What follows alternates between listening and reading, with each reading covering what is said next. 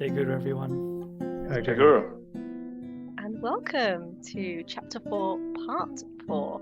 And we're continuing on the adventure. And joining us today is the fabulous three. We've got Priyank, Mike, and Chris. Want to say hello? Hello. Hey. There you go. There's those lovely, sweet, melodious voices. Even more fabulous fourth, which would be you, Lauren. Thank you. Honoured to be here. So we are starting off the this section with Ananta and Amar's brother arrived after 3 days. So if you're reading along, you might want to just head to that part. So it begins with the brothers arriving after 3 days, which I found very curious when I first read it, because what did little Mukunda and his friend do for 3 days without their parents? I wonder. And there's a stark difference between how the two relatives greet each other. So when Amar is greeted with his brother, it's all very affectionate and it's a relief. And when Ananta and Mukunda meet, Mukunda gives him a severe upbraiding, which I would love to have seen if I was there. Mike? I found that funny because I would have thought Mukunda would be all apologetic or running away from home, right? But there's none of that. Maybe he had like some things. He wasn't happy that he had to spend the last 3 days in a police station, right? So I guess his mood hasn't really improved there. And but it maybe also shows the kind of confidence that Mukunda has in what he does. He's not feeling like he did something wrong. He feels like he followed his passion, his heart, his inner longing. It is an interesting comment as to why it's 3 days, and I think it's glossed over in some extent, and probably because it's the norm of the time. If you think of how long the guys, the three musketeers, they've been on the run for, it's probably 2 days, I think, in total. I'd need to go back and check. But by the time a message would get to Ananta to say, "Hey, we've got your brother and his friend, come and get them," and by the time then that the brother Ananta would be able to make his way over, it would probably take about that amount of time anyway. But we take it for granted today that you could just pick up a phone in an instant. And, within an hour or 2 hours, you could drive there, which is almost like an instant. But back then, it would have been quite normal for this activity to take that amount of time.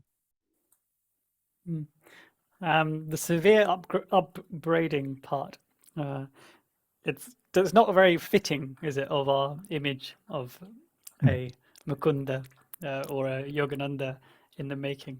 But there is some history to it.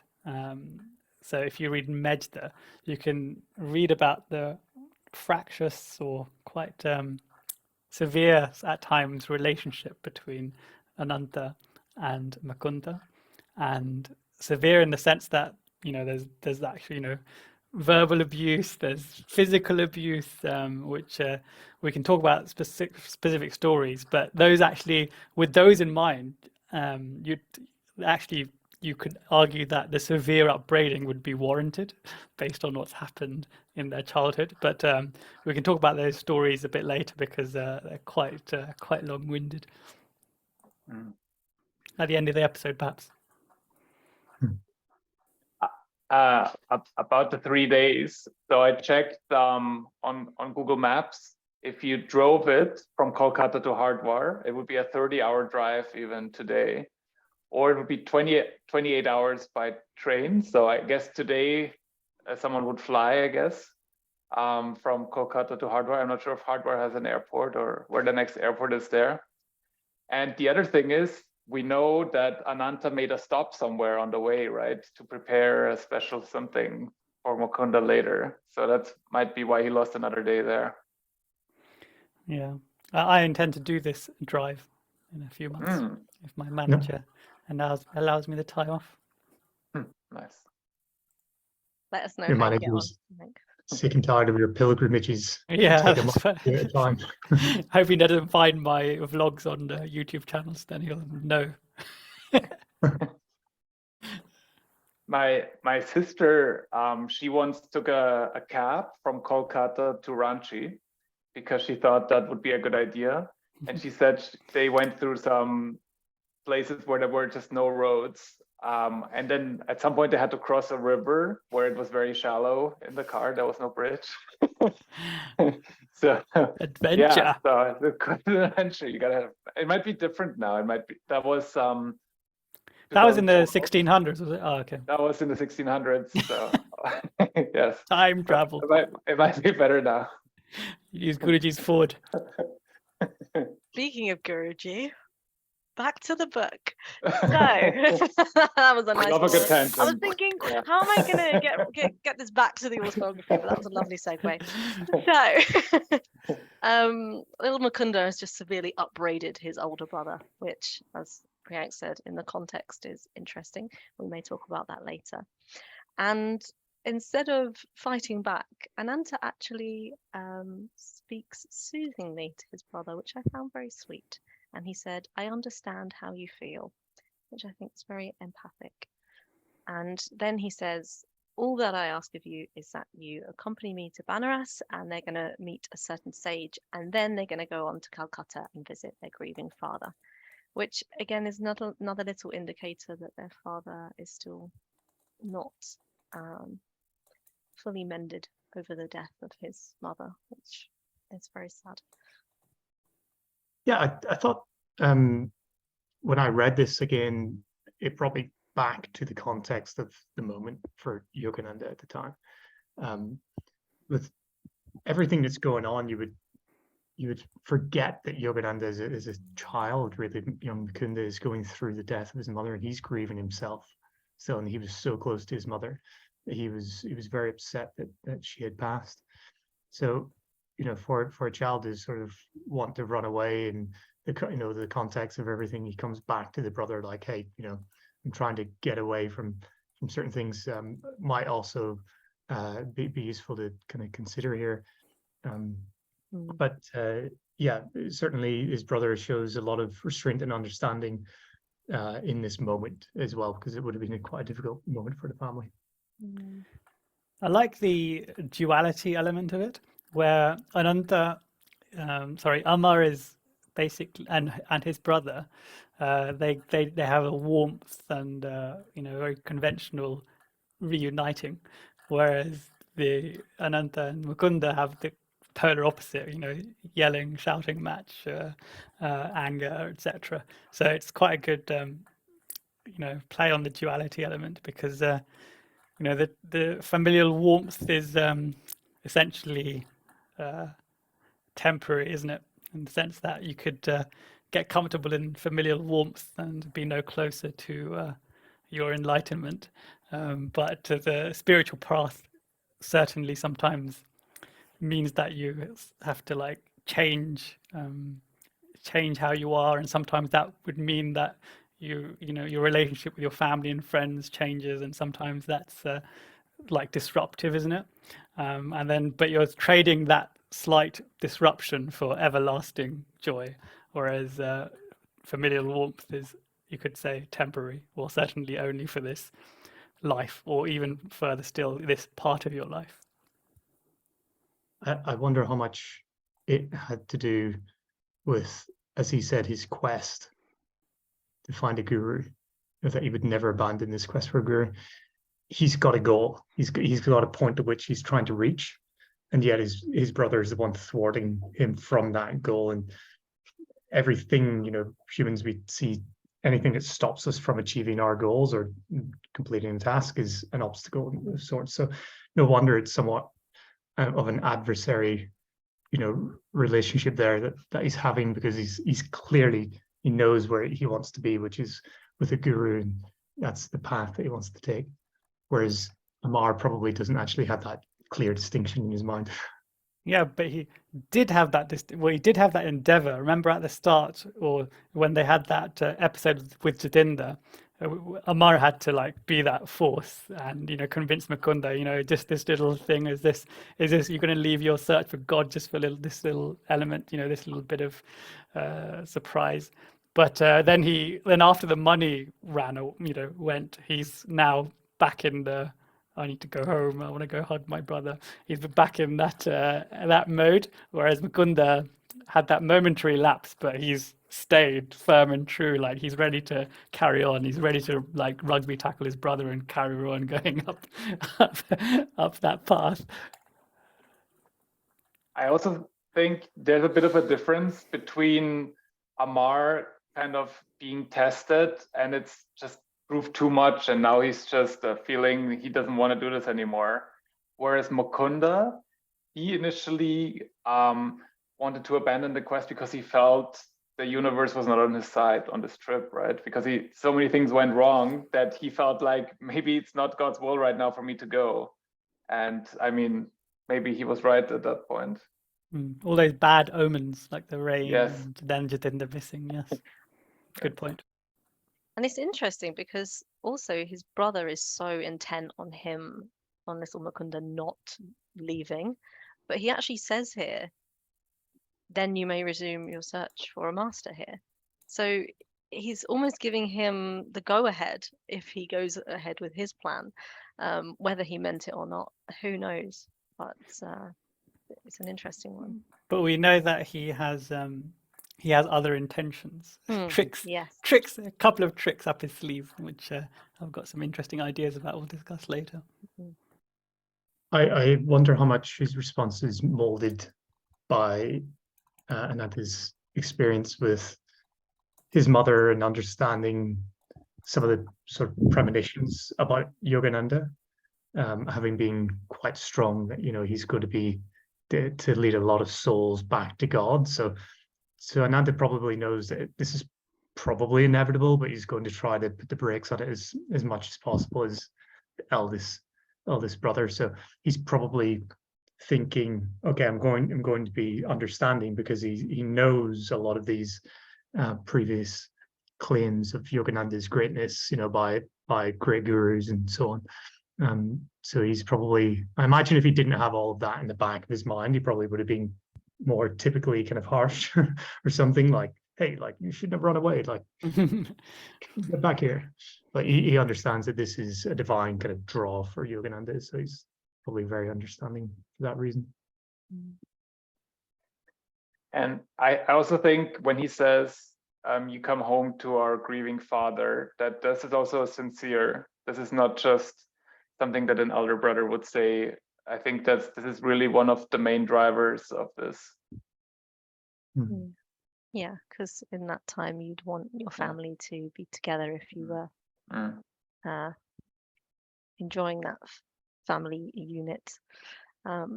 So his brother says all of this, and then little Amar chimes in and he says, oh no, I have no intention of coming back with you. And he was enjoying being back with his brother, and you can imagine that a lot of people would respond that way. But little Mukunda says, I knew I would never abandon the quest for my guru. And the tenacity and determination, it's just such a lesson, isn't it, for us all? So then the brothers go off on their adventure, and we have a very curious meeting. So they entrain for Banaras, and he has a singular and instant response to a prayer. Very intriguing. So what happens is Ananta has cleverly, as Guruji puts it, a clever scheme which was prearranged. So what is happening is before the brother got there, he stopped in Hardwar and he asked a scriptural authority to interview Mukunda. I find the word scriptural authority very correctly placed too, because one can be knowledgeable about scriptures but not necessarily living them. So I think that says a lot just in those words. So yes, the scriptural authority and the son is going to interview Mukunda, and they're going to try and stop him from becoming a sannyasi, so a renunciant. Yes, Mike. I love that part because it shows how Ananta was planning ahead. He's a very strategic player, Ananta. He doesn't just go there and says, let's see what happens. He goes like, okay, I'm going to go there. He anticipates Mukunda not wanting to come back, and then he already plans his next move and the move after. So he even delayed. He knows Mukunda is stuck at the police station, so he's really no rush to get to Hardwar. So he can make a stop in Benares and look for someone who can maybe has a spiritual background and maybe, according to him, talk some sense into Mukunda. Makes you wonder as well what was in it for the father and son. I think Priyank made a slight comment earlier that it may have been money when we were speaking about it, but who knows? Very Chris? possible. Reading this, I don't know if it struck a same chord with you guys. This trade-off. So his brother's coming to trade with him, isn't he, to negotiate. Say, hey, if you come with me and you do this thing, you'll get this other thing in return. And it's a very good tactic that I think, I don't have kids, but I hear that you often have to employ with kids. You have to kind of learn to negotiate with them, like, okay, you can step a little bit longer, but as long as you do this thing afterwards, go to bed, brush your teeth and so on. So he's being negotiated with, knowing that he's dangling that carrot that Yogananda is going to be at least interested to talk to sadhu and to learn more, and his appetite for this is extremely deep. But it kind of reminded me of in the Bhagavad Gita that we're about to hear a quote from, of chapter 1's Arjuna's dilemma, where he sort of talks about his family, that I'm going to go to war, I'm going to go to battle with my family, like they're the ones on the opposite side of this battlefield. And it triggered this thought. I don't know how relevant it is, but often in my life anyway, I could say that I didn't have the lure towards yoga, for example, towards this passive SRF or spiritualism. When I was in my family, it's quite the opposite, actually, in some ways. And often you do have to go to these little battles, and you have to forge your own path and push ahead regardless. So it just reminded me of this initial chapter of the struggles that Arjuna faced. Here's Yogananda facing them to some degree as well. Indeed. This we talk about Amar and his mischievous plan, this plan that he has, conniving plan. Ananta. Ananta, what did I say? Amar. Amar, That's yes. okay. No, Amar is a decent fellow. Ananta, sleuth hound, as Mukunda calls him later. His sleuth hound plan to meet and try and get this other sadhu and his son to convince Mukunda that to stay within the family fold, essentially. So he meets, this essentially you might call him a fake sannyasi or a fake saint. Scriptural authority, as Lauren said, just because you have scriptural authority that you can memorize a verse here and there doesn't mean that you know the verse. And later on Guruji says, like Lahiri Mahasaya, and I think even in this chapter he used to reflect on the verse, experience it, and then elaborate on it. So certainly this sage, I doubt, would have been able to do such things, especially if he's trying to take part in his plan to dissuade Mukunda in this way. So there's this concept with Ananta, who's unpiously using this other saint who's not really a saint, and then later on in this chapter, we have what his father does. His father is a genuine devotee. He knowingly or unknowingly gives him Swami Kebalananda, or the Shastri Mahasaya, who we know is a real saint and a master. And so Mukunda's father, being a pious person and with the right intentions, gives Mukunda the direction or a steer from a genuine holy man, whereas Ananta has gone down the unholy man route, which is another cool parallel, which will get drawn out as we close this chapter in the next couple of episodes.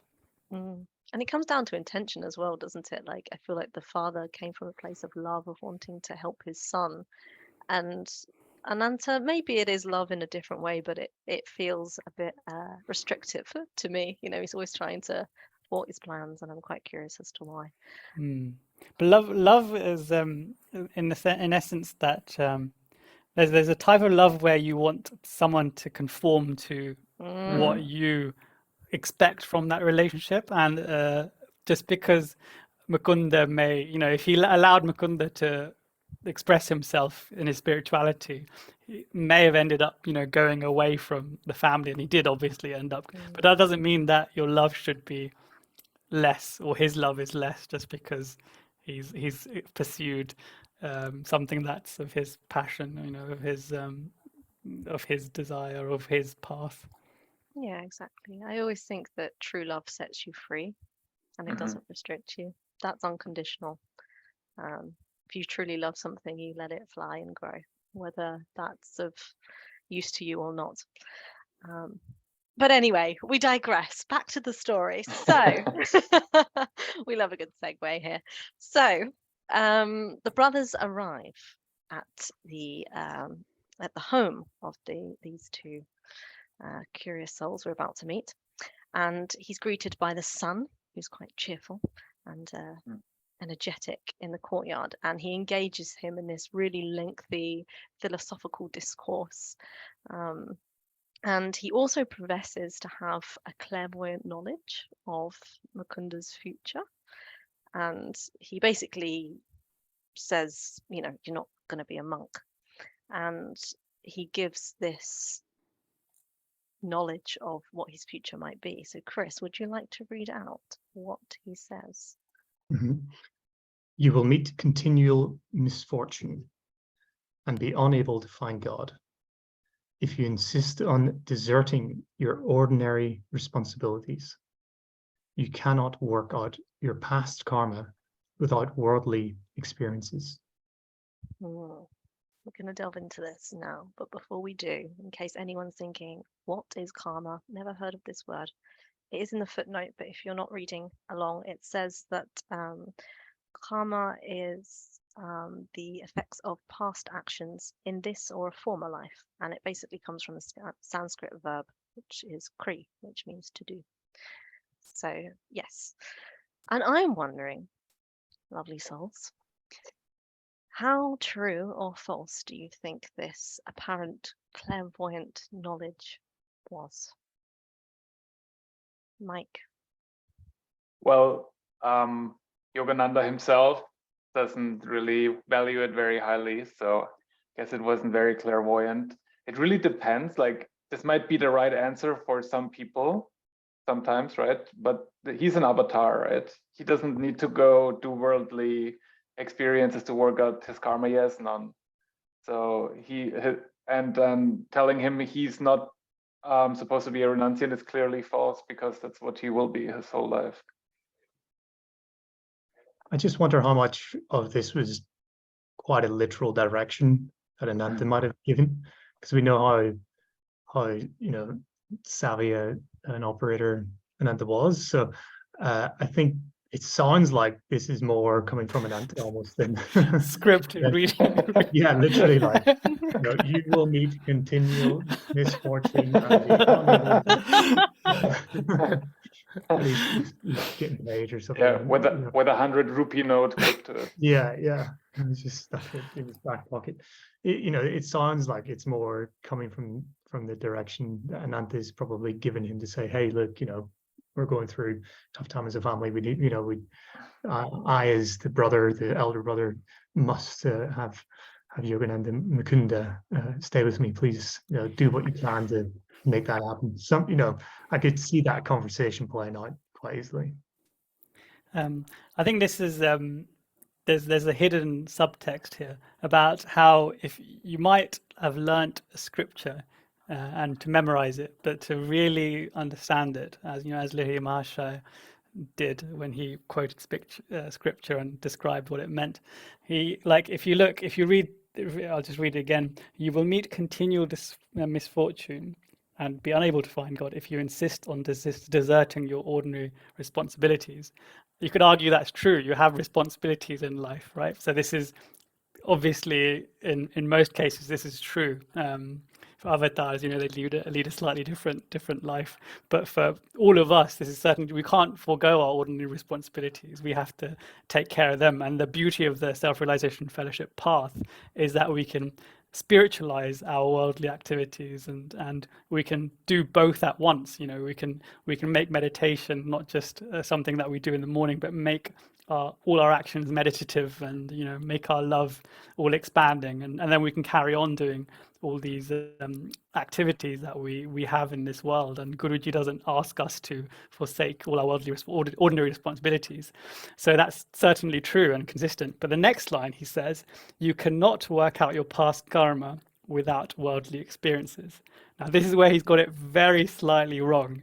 You cannot work out your past karma without worldly experiences.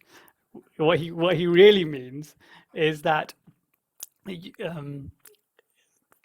what does he really mean? You cannot work out your past karma without worldly experiences. If we can probably correct that. You cannot work out all of your past karma if you desert your worldly experiences, right? Doesn't mean that you need to, but you can. But he makes it very absolute that you have to, you have to fulfill your worldly, go through your worldly experiences, which is a slight variant. I don't know if I've explained myself very well. I think it's an interesting point. I think you're right, Priyanka. I wonder, is this an atypical knowledge without wisdom kind of scenario where there's some knowledge there, it's correct in a sense, but then it's wrongly applied. Just like you said about Lahiri Mahasaya living, he would relive the verse of a Bhagavad Gita and then espouse the truth coming from that. This is somebody who's, like you said, Lauren, more scriptural knowledge-based stuff. He's probably heard somewhere like, hey, like we need to do this, and then it kind of rolls into a generic kind of understanding of the world rather than the wisdom applied knowledge, which is specific and relevant to Yogananda in this case, which was, in my opinion, completely incorrect, as Mike said. Yeah, and I think it's also a bit of an old school way of seeing it. Like, you have karma, and the only way to work out your karma is to go in the world and suffer through your karma, right? And Guruji, he came to us to bring us the airplane route to God, right? And that is not part of this sage's advice at all, right? He doesn't say you can work out your past karma through meditation or through turning to God. He basically says, live a worldly life and see where it gets you. That's kind of his advice, right? Very good, very well put, Mike. So and also Kriya, enacting the Kriya, he said that's the actual, ritual, or the fire sacrifice, where you're burning your karma through Kriya, which is obviously, he's not even mentioned it here. He's saying essentially you have to have worldly experiences, and that's obviously not true. And I think also we have to remember that Guruji never deserted his worldly responsibilities. He built the SRF, he built the foundation stone of our lives, and that was his divine and worldly responsibility. But I was really looking at it, and the more I read it, I thought, ordinary responsibility. Isn't our ordinary responsibility to know God? We've just forgotten. And actually, if that is it, then we must strive for it. Yes, Chris. Give us a bit of an insight as to what it's like in India on a previous episode, where it's quite traditional minded in many parts of, you don't go too far beyond your hometown, moving countries, not necessarily, the norm. And I think that's probably the same in many countries, but you give us a nice insight in a previous episode on this. But if we look at Ananta's position right now, who has set up this meeting, if you think about worldly duties, I think about family. When I think about worldly duties, like family, friends, like being of service to others, is somewhat of a worldly duty, and then your own spiritual duty to yourself is kind of outside of that, and you need to balance the two. If you've been in a relationship where you're trying to get your meditations in, but you've got some household duties, or you've got some duties to the people around you, and at the minute Ananta's trying to hold that family unit together because the mother's passed, dad's grieving, he's the head of the family in some ways, as the eldest brother, so he's trying to hold that family unit together, but yet there's Mukunda running off with his friends to the Himalayas, so he's negating that responsibilities, which to me is more of this idea of what worldly responsibility entails, because he's young, he doesn't have a job or anything, so what could it be? Yeah, and that's what we have to remember, isn't it? He is a young boy here, and to hear those words from someone who's like an authority is quite a lot for a young boy to take. And what does he do? How does he reply? He turns to the Bhagavad Gita. And Priyank, would you like to tell us what he replies? Yes, he said, even he with the worst of karma, who ceaselessly meditates on me, quickly loses the effects of his past bad actions. Becoming a high-souled being, he soon attains perennial peace. Know this for certain, the devotee who puts his trust in me never perishes. Meditate on that. Could be there for a while. Yeah, definitely one to meditate on. Yes, Priyank. Which is, so remember I said words from scripture, and especially the Gita is commonplace. You'd quote it, and you wouldn't know which bit you're quoting, but you'll just know you're quoting it. So I was wondering, like this, he's remembered what he said or how he said it, but how did he say it in God Talks with Arjuna, this exact section, which was chapter 9 verses 30 and 31, and how he says it in God Talks with Arjuna is slightly different. So first, let me read out again how he said it in the autobiography. He says, even he with the worst of karma, who ceaselessly meditates on me, quickly loses the effects of his past bad actions. Becoming a high-souled being, he soon attains perennial peace. Know this for certain, the devotee who puts his trust in me never perishes. Now, the God Talks with Arjuna translation is, even a consummate evildoer who turns away from all else to worship me exclusively may be counted among the good because of his righteous resolve. He will fast become a virtuous man and obtain unending peace. Tell all assuredly, O Arjuna, that my devotee never perishes. So, firstly, which do you prefer? Everyday language or the formal scriptural translation that's very sermon like that a priest may say in a chapel? Chris? Yeah, I would never call it everyday language. That it's Yogananda's language, isn't it? The powerful, the powerhouse that is Yogananda. The reason I say everyday language is because you'll remember. So I often quote different parts of the Gita, and then I put it in my own words. And so when Yogananda said it here, he would have probably heard someone else say exactly. He would have just parroted how the cultural norm is to say this particular part of the Gita, because the actual translation, which he does obviously later in God Talks with Arjuna, is different. Whereas if he was quoting how he would actually write it, he would have wrote it exactly the same in God Talks with Arjuna and Autobiography of a Yogi, right? For me, it's imbued with emotion, and it's probably imbued with the emotion of the moment as well. That emotion of defiance and there's a sense of almost a battle against betrayal. He doesn't want to betray himself and betray his master and betray this spiritual journey that he's on.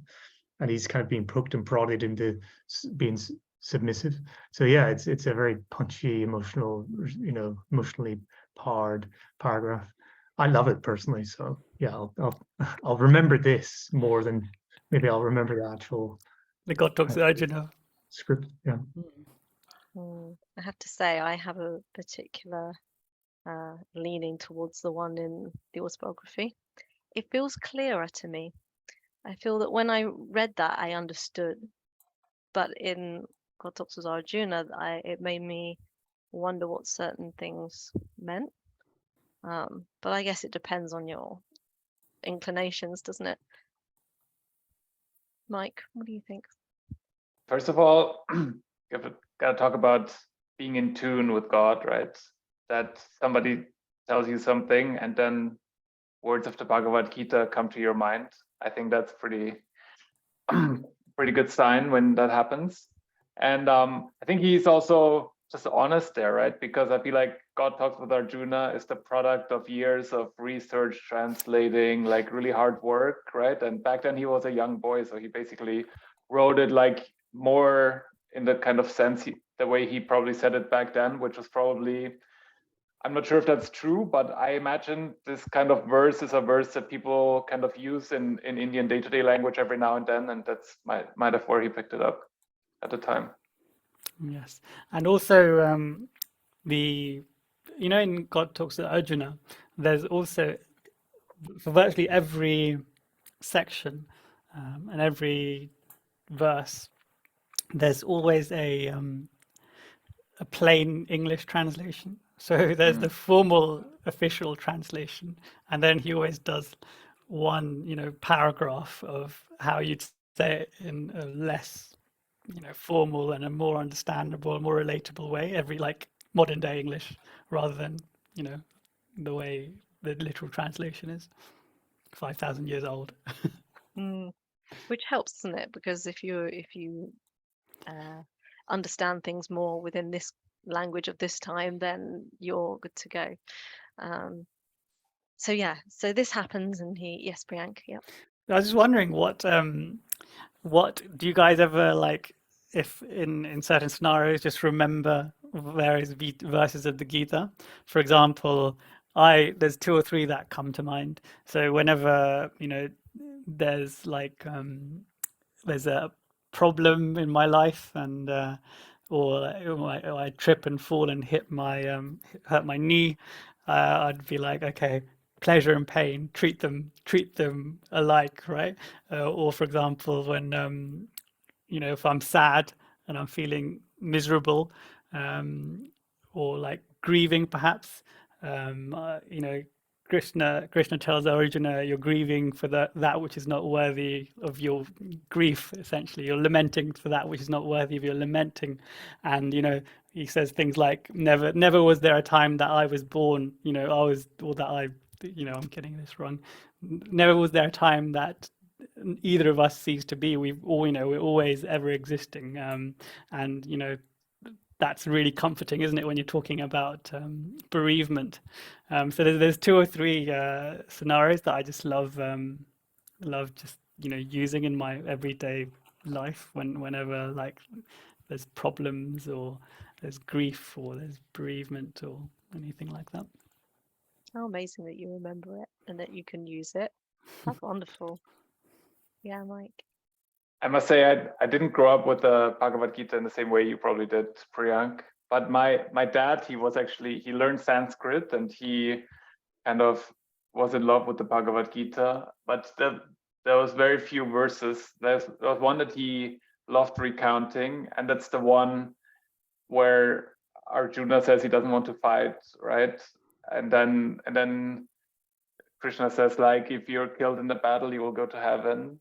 And if you win, then you will enjoy the earth and therefore arise, O Arjuna. And it's it's meant in a very symbolic way, but I kind of feel like sometimes when you feel like life is becoming a lot, then you have to go like, no, you have to keep on doing that life thing, fight the battle of life. Fight the battle of life. I like that, Mike. I'm going to keep that in my head. Thank you.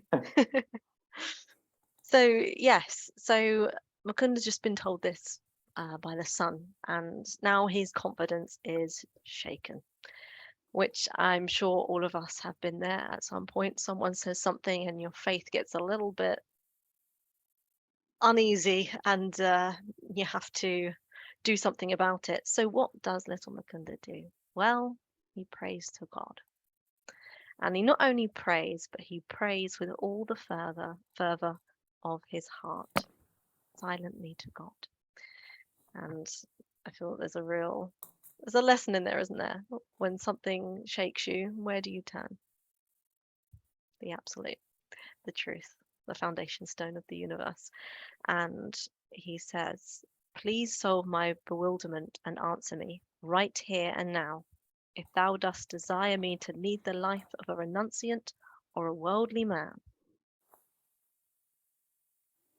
I love the prayer, but I also love that Mukunda doubts, has this moment where he's shaken, because that provides us some comfort for whenever we have our doubts or when we are shaken by the storms of life, and maybe we don't have the Gita verse ready to hand, but we do have prayer, sincere prayer, just as Mukunda has. Yeah. But how do you guys deal with this? How do you deal with being shaken from your truth that you've built your whole life around on, such as Guruji and spirituality, or things? If someone says something that's clearly against the grain, so it's shaken you a little bit or made you doubt, how do you guys deal with it? Mike? I mean, I feel like Guruji is in a special situation here because he's living his life very in tune with God. And now things have turned out differently than he thought they would. And I feel like that's shaken his confidence a little bit. And then he's asking that same voice that keeps talking to him all the time to just reaffirm that he's doing the right thing. But yeah, I think what Priyank just said also makes a lot of sense, right? Like how do we deal with that? Like I'd try to live a life where I feel like I'm making, I don't know how to say that, like making Guruji proud, or at least kind of live with the principles that Guruji laid out in mind. And yeah, I feel like it's like a skill, and you kind of evolve slowly. Like those moments where I feel like, oh, this is not right. I need to go inside and try to recalibrate. I feel like the more you do it, the more often this happens, and this is a bit of a back and forth. But I'm sure this is different for everybody. I love what you said there, Mike, that you go within. I mean, that's the place to go, isn't it? I actually had a scenario like this a couple of weeks ago, where someone said something and it really kind of threw me off guard, and it kind of shook things up a bit. And I went home and I read some of Guruji's writings. I tried to wrap my head around it, and then I went within. And there's the answer right there. And then there And I think that if something doesn't feel right, if something feels a little bit off, that's a clear indicator that it probably is. So, for example, in this instance, it just didn't feel right what this person was saying. But still, I was a bit sort of questioning, like, oh, how can that be? The intellectual mind wants to run rings, but the soul knows, doesn't it? Yeah, Priyank. I remember I asked Brother Prafulananda this question in one of the young adults meeting, and it was an anonymous question submission, and I anonymously submitted it, and then he answered it very beautifully in the talk, in the young adults talk that he did, in the meeting that we did, and then later on he like just me and him were in private. And he said, "You asked that question, didn't you?" I was like, "Yes, yes, I did." and he said, "Remember, keep on keeping on." He said, we all go through ruts or doubt, but we'll all, if if our faith is strong and we keep on the path, then those the clouds will part and the rays will come down again. That's amazing advice. Wow. Yeah, just drinking that in for a second there. Sorry, listeners. Right. So, yes. Drink away, Lauren. Drink away. I'm always drinking. Drink from the soul pool. So yes, Mukunda's just prayed with all his heart, and then he notices a sadhu with noble countenance standing a little way away, and he describes that there's a tremendous power flowing from his eyes, and the sadhu speaks to him.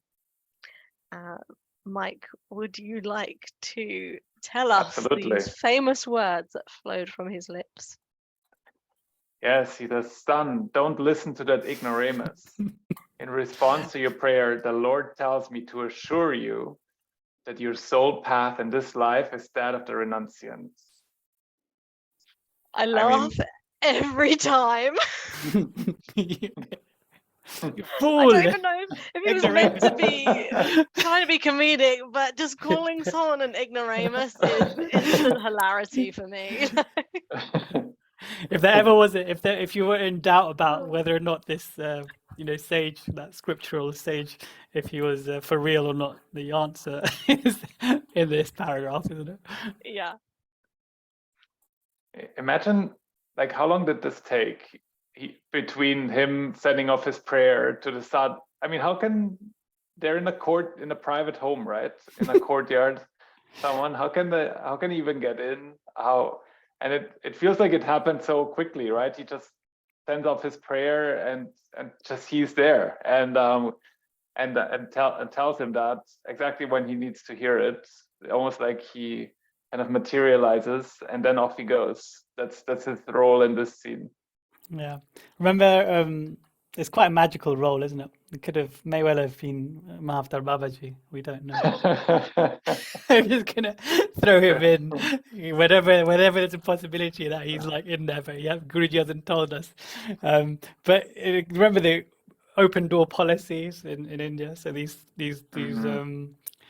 two guests would have come in and no one would have shut the doors. And also there's little courtyards where they're private, but they're also communal. So they're private for the say 6 houses that live on that row, squished houses, but they're communal. There's a communal space just for those people. So the doors are open, so you could effectively walk in or stand by the gate. It's called a karki, but yeah.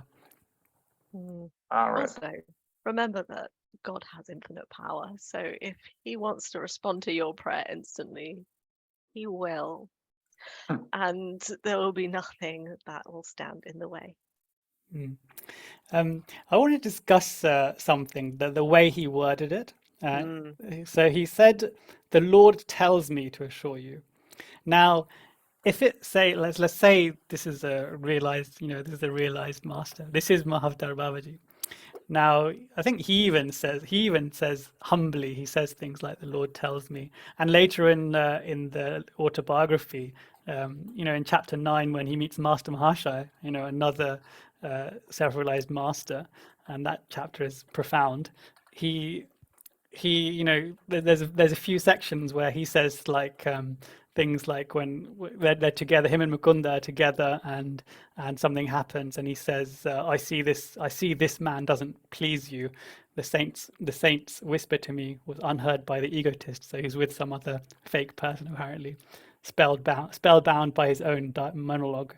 And then Master Mahasaya says, "I have spoken to Divine Mother about it. She realizes our sad predicament. As soon as we get to yonder red house, she has promised to remind him of more urgent business." And then later on in that same chapter, so remember that type of wording, his discussion with Divine Mother. And later on in that chapter, when he's having the experiences with the bioscopes, he says, "I see you didn't like this bioscope. I've mentioned it to Divine Mother. She is in full sympathy with us both. She tells me that the electric lights will go out. and won't be relit until we have a chance to leave the room. So now it's like he's. My point is he Master Mahasaya here and this this noble sadhu. They're saying it in a way that they're conversing with God, and they're taking themselves out of that. They're saying God is directing me, or God is saying this.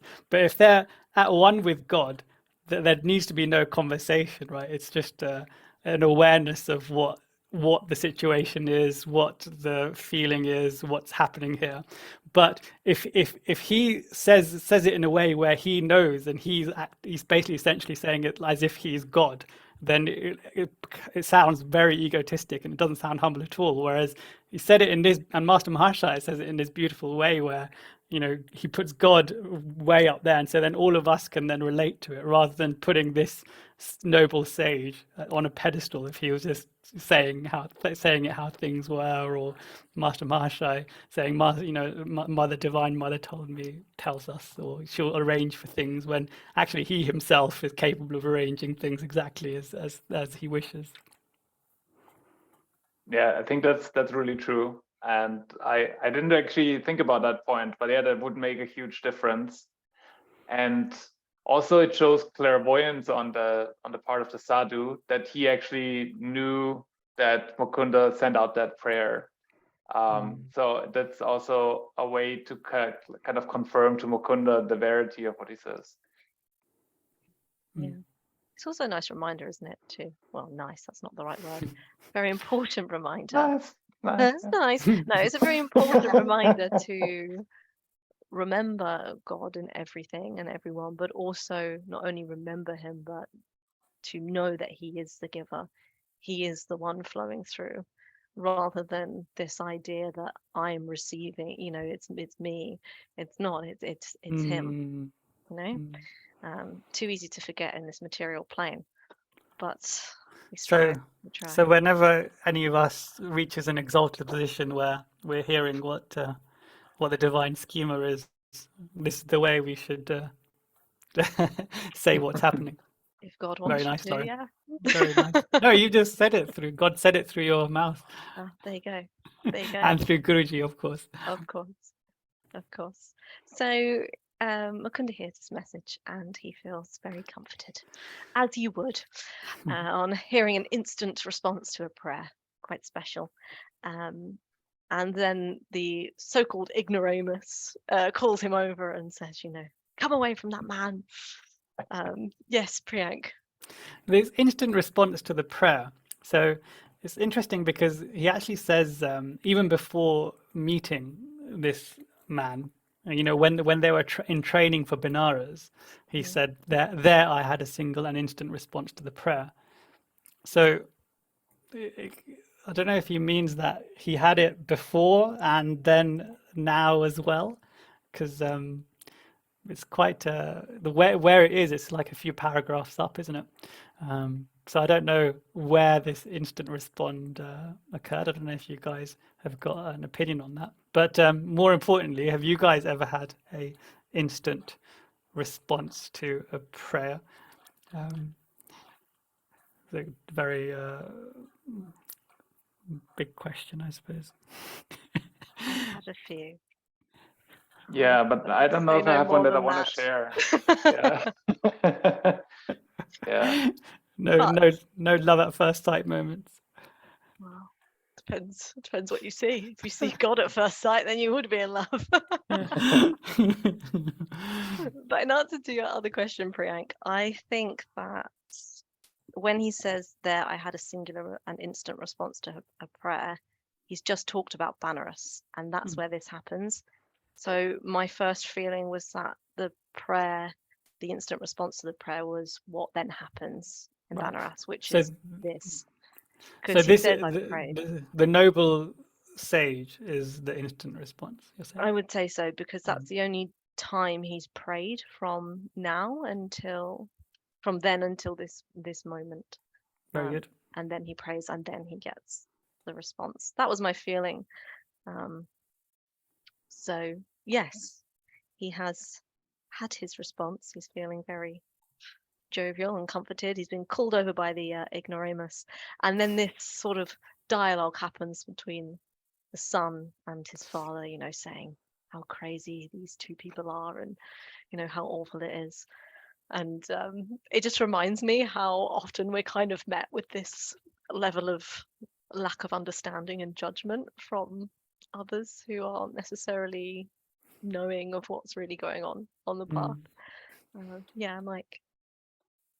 I think the father of those two, like, I don't know, authorities or scriptural authorities or whatever they're called, kind of like he says, this guy is just as crazy as you are. And with that sentence, he lost everything, right? He lost like his authority, his moral high ground, everything eroded away in that. And it was basically him throwing over the chessboard because he kind of felt this is not working. So that was I don't know, he was probably losing patience with Mukunda, and then when the sadhu came and said those words, then it kind of felt like the whole plot has fallen apart in this moment, and it has, because then Ananta just says, okay, let's go.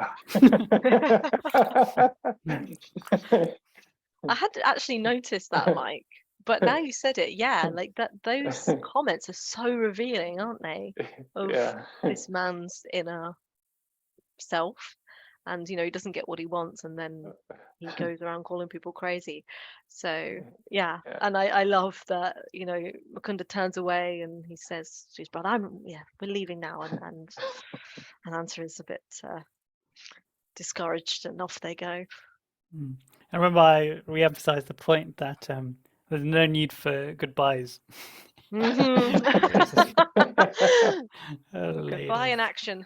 And obviously the man and his son would have been paid beforehand, so even that formality doesn't need to take place. And also when referring to the noble sadhu, this other man says, I have heard that he too has left his home in a vague search for God. But that's pretty cool. Vague search is also a very curious pairing of words, isn't it? Vague search. Yeah. Vague search. You have to laugh. So yes, they leave then, and then we have sort of a new turn in the section where Mukunda is very curious as to how Ananta discovered them and came to find out where they were, and he calls him Mr. Detective, which I quite enjoyed. Yes, Mike. Yeah, this is one of my favorite parts in the book because it's so lighthearted, because you would have thought maybe they go back on the train and argue and something, but actually Mukunda he's like really interested. How did you pull this off? Like, how did this happen? And then as he hears it, he's like, wow, this is so interesting. So it's the dynamic is different than I would have anticipated, but really, really fun and lighthearted. And like you said, Lauren, it took a turn towards a more kind of a fun discussion. And like he writes in here that he has a lively curiosity, which I love, and that when he asks his brother smiles mischievously. So it's all very jovial, isn't it? And it makes me feel quite excited to find out what's happened and how he found out. So the brother then explains, and we now have all the answers as to where it went wrong or where it went right, depending on how you want to view this situation. So Ananta finds out that Amar had left his classroom early, as we know happened in the beginning of the chapter, and he hadn't returned from school. And then the next morning, Ananta unearthed a marked timetable from Amar's, I think it was in his home, was it? Yes, in his home. So he's gone to his house, so tenacious. He's then found a marked timetable and obviously sinned from there. Then he overhears his father talking to the coachman that his son has disappeared and won't ride with him to work. And then the coachman replies that he saw the coachman replies that he heard from another coachman that his son and two others were dressed in European suits and they boarded the train at Howrah station. And they also left their leather shoes to the cab driver. So we have this section where it's all coming together, and perhaps they should not have gifted their shoes away to the cab driver. Yeah, so there he says, I had 3 clues, the timetable, the trio of boys, and thus the English clothing. I love this. It feels very much like Sherlock Holmes, but of like the, spiritual age. Mike? Yeah, I love the kind of pride with which Ananta reveals how he got there. It's almost like, in this sense, a lot of things had worked out for Ananta. I'm not sure if that's because he's so talented, or maybe it's because it was just God's will for it to happen like that. And this story with the leather boots, I think of that a lot, because it's like he says our generosity was misplaced, right? Because I feel like being like, I'm guessing this cab driver is not a very wealthy man, and giving him something would be a noble act. But in this case, it was one of their strategic mistakes, right? That they made. And I guess this is also something that in life, sometimes you want to do good, and it blows up in your face, and you have to kind of do things like very consciously sometimes. And this is a really good example for that. I've got a theory. I've got a theory that this misstep is probably potentially what caused the plan to fail. Not because Ananta found out what happened, but because, hear me out, he used charity, which is obviously a noble thing.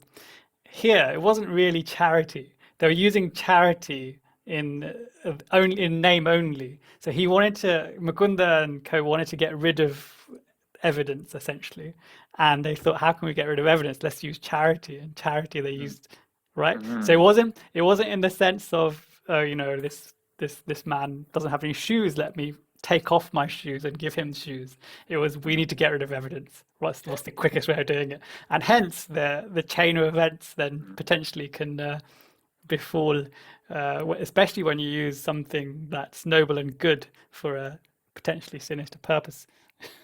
Even though his purpose was to find God, but still you can't use the ultimate goal to justify, doing have a misstep in the other principles of spirituality. That's a really good point.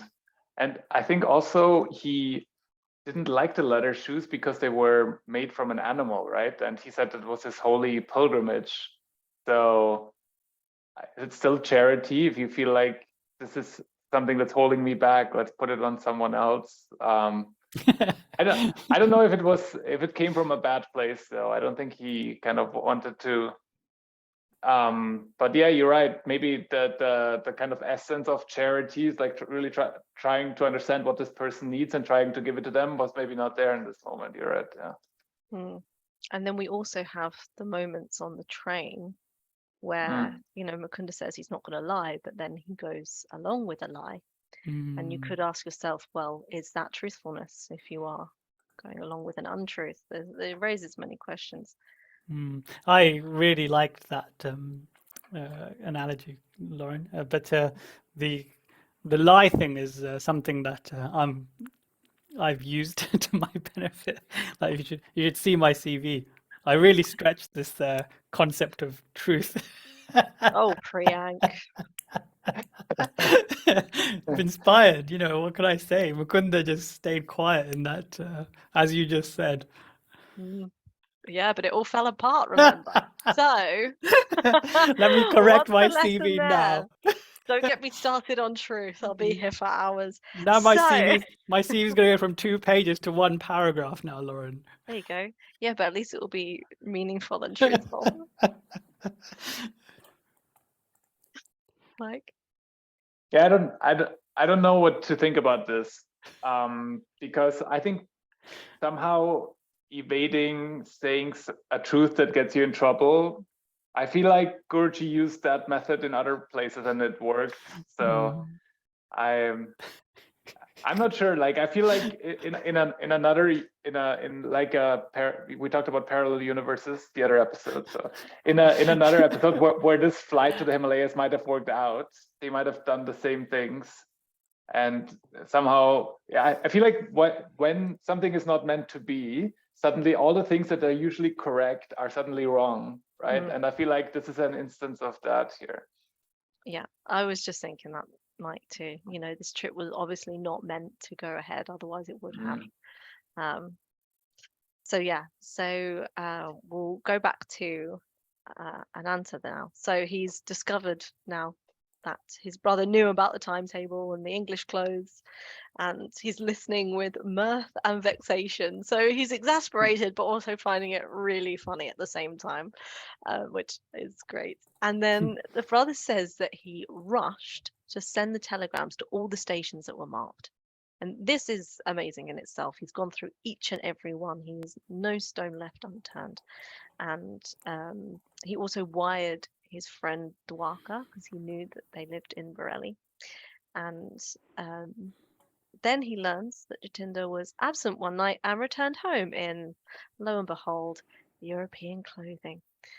So he goes to invite him to dinner, curious. And then on the way, he surreptitiously leads him to a police station where he's surrounded by these very ferociously appearing police officers. And obviously, Jatinda crumbles and tells all. And what does he tell us? Oh, yes, Mike. I think that also shows some skill on Ananta's side here. I'm not sure if that's the normal Indian way that you go to a police station and say like, so you, and you, I need you for a special mission, and here's like 10 rupees for each of you or something. And because that's like an organizational almost genius, right? To pull this off. Like it's really like almost like you're staging a play. And it works, you know. He does all those things, and so I find that maybe not supernatural, but very talented. Very talented indeed. I've actually, I just can't think of the exact scenario, but my mum or someone's played this exact similar sort of trick on me. Not necessarily with the police, but someone that's very, ferocious looking. If not in their appearance, then in their manner and their way of trying to convince you to do the right thing. So one Indian person at least has done this to me in my youth. But and I too, similarly to Jatinda, crumbled in that scenario.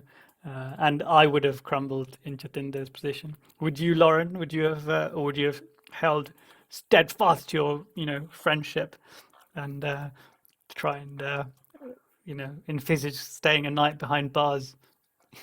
I probably would have just told them, purely because it doesn't really. It's a big questions. No, I think I probably would have said, just because it doesn't have too much of a huge impact. By this point, Ananta knew practically everything. So there's not too much of a difference that knowledge will make here. What would you do, Mike?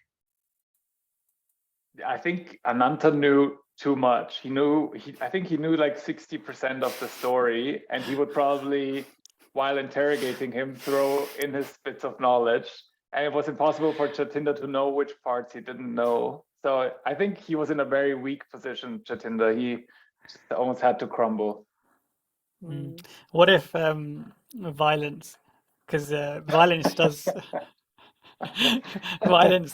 is feature, with kids, especially back then. It's not even frowned upon. It's just a done thing. They would have actually they may have even have struck him, not necessarily the police officer, but Ananta or Amar might have. You never know. I know you shake your head, but it's like 100 years ago. Even No, now in India. I'm just looking at the book, and I don't know, in the lines it doesn't say it, but who knows? No, Who as in knows? if Jatinda didn't crumble, I'm saying they Oh, would have yes, gone down that maybe. line. Yeah, there. yeah, maybe, yeah. Yeah, and I think at this point, Jatinda was basically in self-defense mode, right? So he couldn't look out for Mukunda anymore. He was kind of totally trapped and vulnerable. So everyone seems to be flying the flag of Jatinda's defense. Yeah. We have sympathy for the poor soul who feared that he may be in the stomach of cats. Yes, and that is exactly what he goes on to say, isn't it?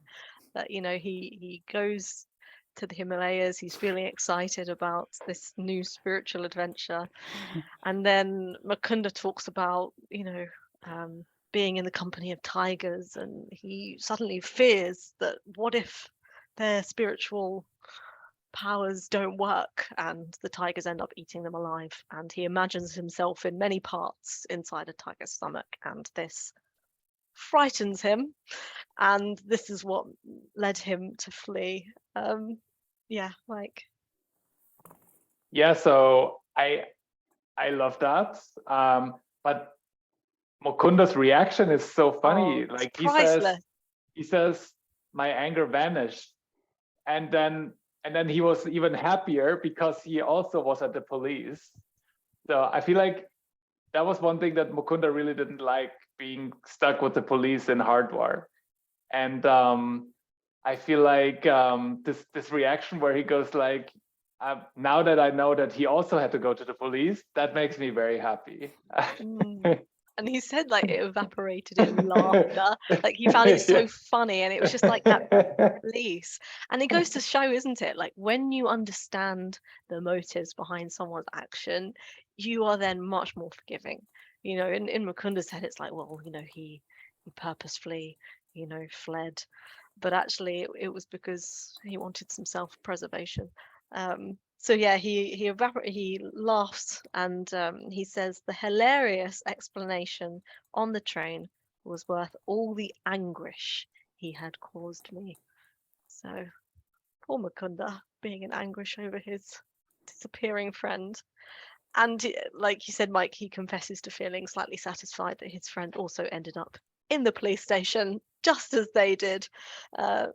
Yeah, and do you know something that also I picked up on reading this whole section is that both of the brothers, Ananta and Mukunda, both have such tenacity. They both have that drive, but they just use it in separate directions. Ananta uses it for worldly means, and Mukunda uses it for his search for God. But they both have that same quality. They just use it in different ways. The hilarious explanation on the train was worth all the anguish he has caused me. I thought that was an interesting parallel there with the cosmic drama that we're living in. Sometimes it's funny, sometimes it's painful, sometimes it's bland, neutral, but it's in the end, it'll all, you know, our spiritual endeavor and our practices will definitely have been worth it, right? And this is kind of what he's saying, because the cosmic, you know, our lives are filled with all sorts of weird peculiarities or intrigues as well, where we can't really work out what's going on. And obviously there's comedy as well, as there is here. Mike?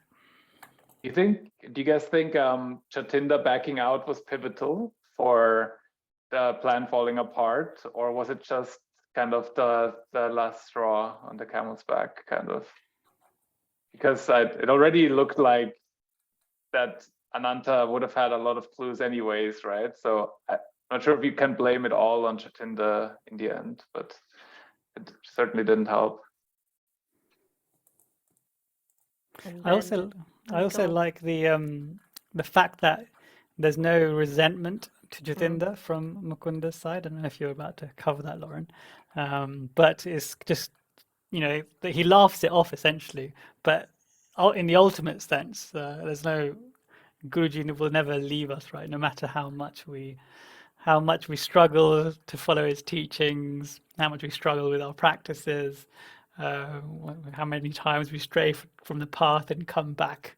Guruji's love is unconditional, right? And there's a Gita verse which also speaks to that, which I'll go through. But Chris? Yeah, I was going to say to Mike's point, and hello, I'm back. I had a little siesta there for half an hour, meeting that I had to attend. It's a question that's impossible to answer, isn't it, Mike? It's so fun to think about, but could it have happened any other way than how it happened?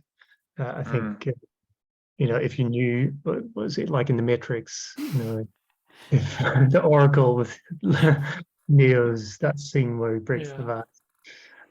It's endlessly curious to think about, but I think what Priyanka has mentioned a few times about parallels and really for me this chapter is all about Yogananda's desire versus really attuning yourself with the divine will. And if you don't really attune yourself with divine will, the plans are going to fall apart regardless of what you do. Indeed. But back to Jatinda and the infinite mercy, shall we say, that Guruji, God and Gurus have for us. It's described in the chapter 9, verses 27 to 32. Guruji describes here that no man may be said to be so depraved that he is outside the pale of divine mercy. And such are the potency and mysterious workings of the soul, that sometimes even the most evil of men have changed into saints. Reminds me of one of my favorite quotes is a saint is a sinner who never gave up. I love that quote. And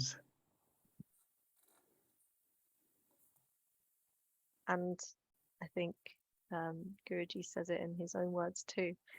And at the end of this section that we're going to cover, and he says, I shall tell Jatinda I am glad he was prompted by no mood of treachery as it appeared, but only by the prudent instinct of self-preservation. So it's just really about that forgiveness and understanding and purity of heart, isn't it? As we read about in the Bhagavad Gita too. So yes, Priyank? The only other line that we just skipped over was, Ananta, you are a born sleuth hound. Yes. And I laugh because me and Mike were working on London Centre website or something, and he put an emoji of a dog. of a dog, and no, what happened was he did some digging, some investigative work to work out why something was going wrong, and I said, oh, well done, you went into true Ananta mode. And then he put the emoji of a dog, and I was like, "What the hell does that mean? What does that mean?" And he's like, "Sleuth hound." It's the only emoji for sleuth hound. What a great word! It was more of a guide dog, right? Yeah. This makes no sense whatsoever. But what a great word, isn't it? For comedic value. Ananta, you are a born sleuth hound.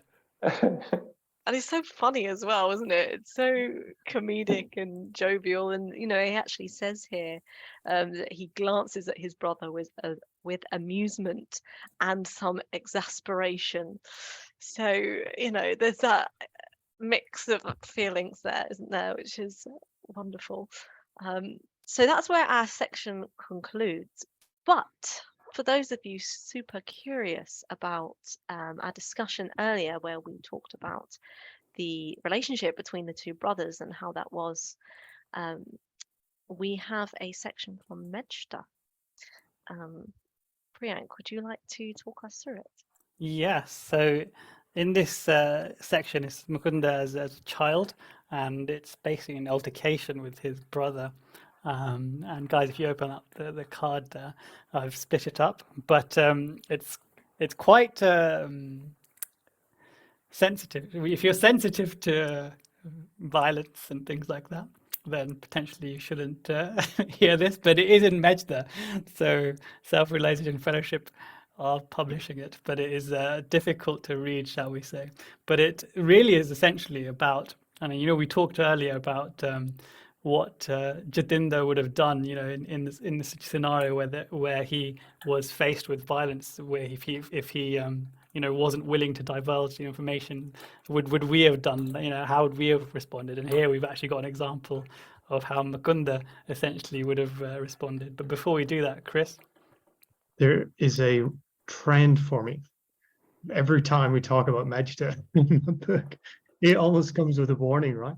We've had a few references, but, you know, all tongue in cheek, so to speak, nothing too untoward, but there is definitely a lot of material in there that is, you know, is not in the Autobiography of a Yogi, but fascinating all the same. Sure. So this section is really about, as I said, Mukunda's unshakable dedication to truth. So Mike, if you would like to read out. Remember, this is Sananda Lal Ghosh, who is Mukunda's younger brother, reciting their childhood antics. Our eldest brother, Ananta, or Barda, as we called him, was a strict disciplinarian. Because he himself was so principled, he would not tolerate misbehavior in others. Of course, he erred at times in his judgments, and on occasion, his opinions were extremely biased. Even so, his strong principled character made an impression on us all, especially Mejda. But although Mejda respected Barda, if Barda or anyone else was wrong, Mejda could not be swayed from upholding the truth. Manudi, a widowed relative who had joined our household to look after us, tried to discipline and control us by many means. Some were unjust. She harassed us unnecessarily about our behavior, even in such matters as bathing, eating, and sleeping. Our stout-hearted Mejda refused to follow many of her unreasonable directions, but his refusals only made Manudi more determined to exercise her authority. Mejda's outspoken protests were not uncommon, and often he did just the opposite of what she requested. Finally, when she saw she could not subdue him, she brought a false allegation about Mejda to Ananta. He accepted the untrue report in good faith and told Mejda to beg her apology. Mejda refused. Why have I done no wrong? Why I have done no wrong? Why should I belittle God in me by asking forgiveness for something I didn't do? Such an act would belittle me too. Ananta felt Mejda's words were impertinent. You must apologize. You can't claim to be the only truthful person in this house. Do as I say, he commanded. You must learn to respect the word of your elders. Mejda refused to bend. Ananta then became very angry. He picked up a wooden ruler and began to beat Mejda on his arms and body. Wherever the ruler struck, red welts began to rise.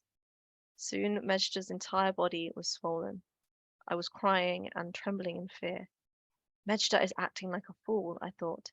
It would have been so simple to ask forgiveness. Then this matter could have been settled without a beating.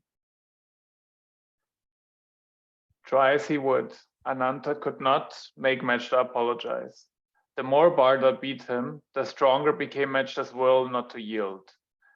His tearless, silent protest was like steel. Finally, the ruler broke. Ananta cried out in anger and left the room. Mejda was still standing as straight as a deodar tree.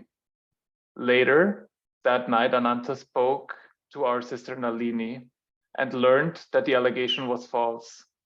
He was overcome by remorse and realized that Mejda's silent and determined resistance was the greatest possible witness to truth.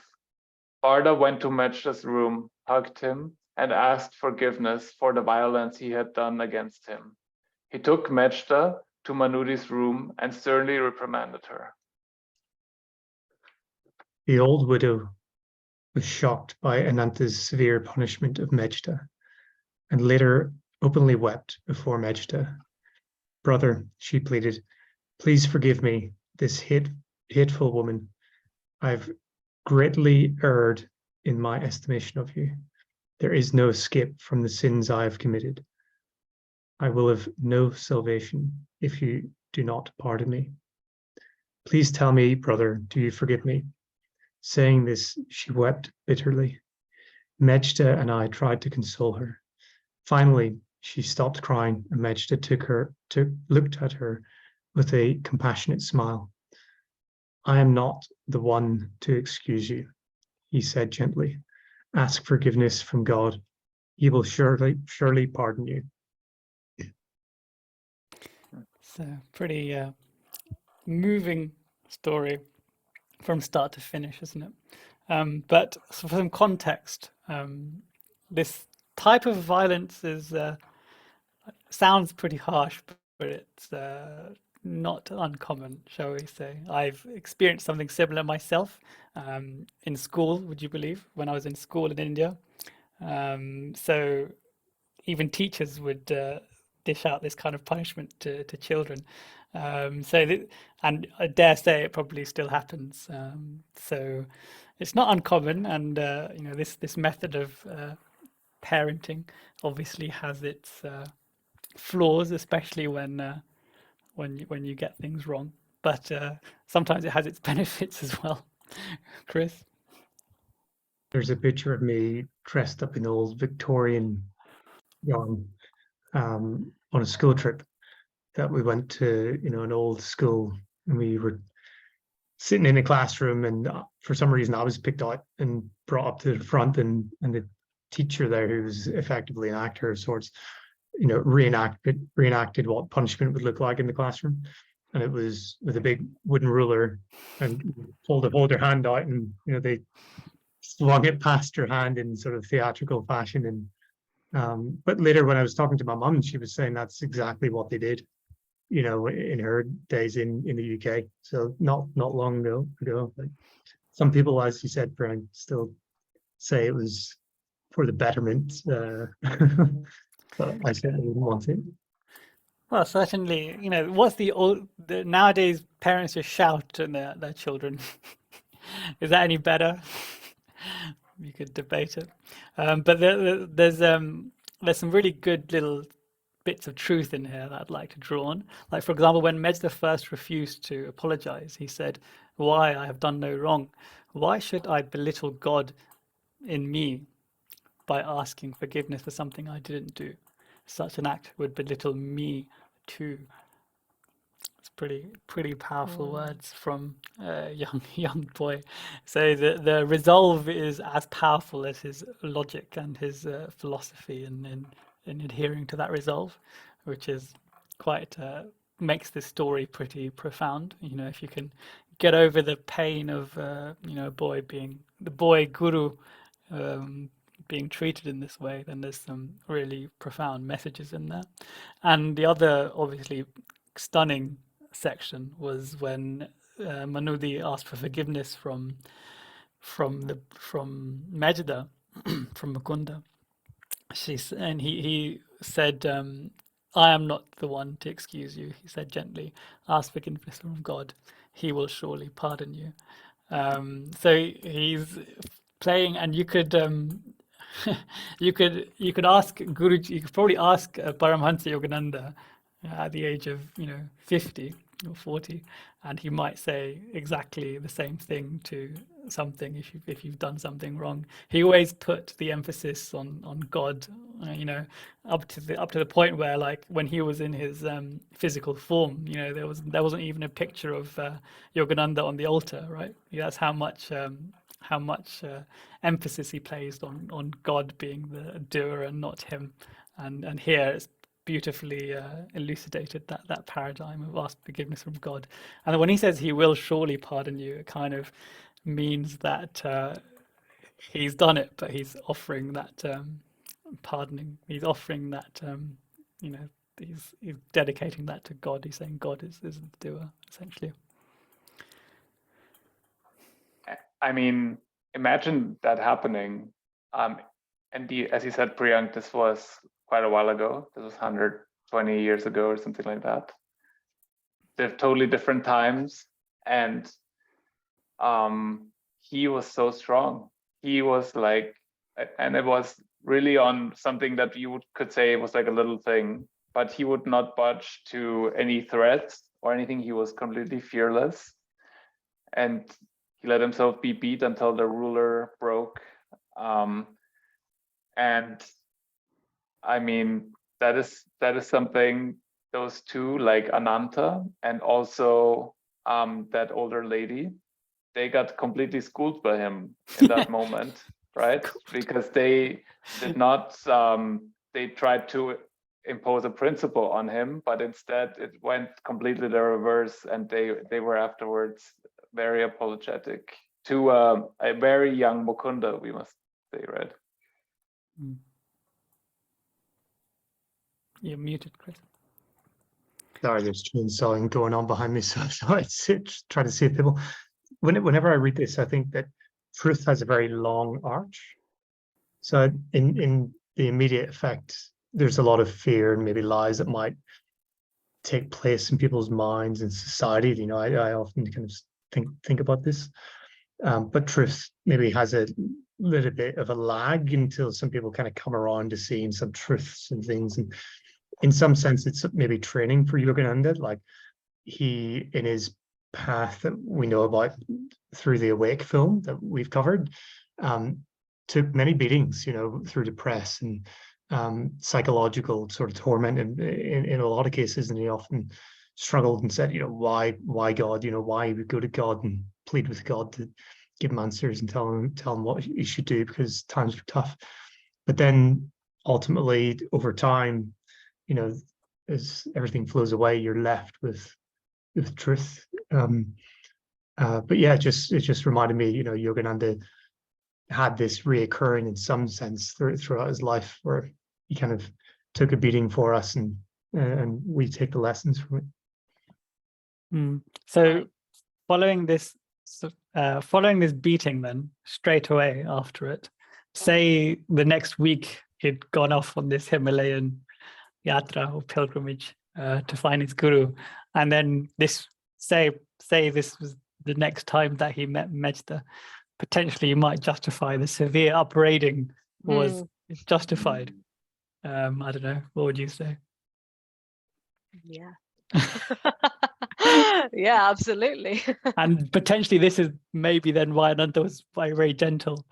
He was very gentle during this encounter, wasn't he? Yeah, potentially. We'll never know. It's amazing how many lessons are in both the autobiography and in Mejda. And it's amazing to me that that happened to him. And from in there are 3 really important lessons for us all to take away. But he's so humble, he never put it in his own book, you know?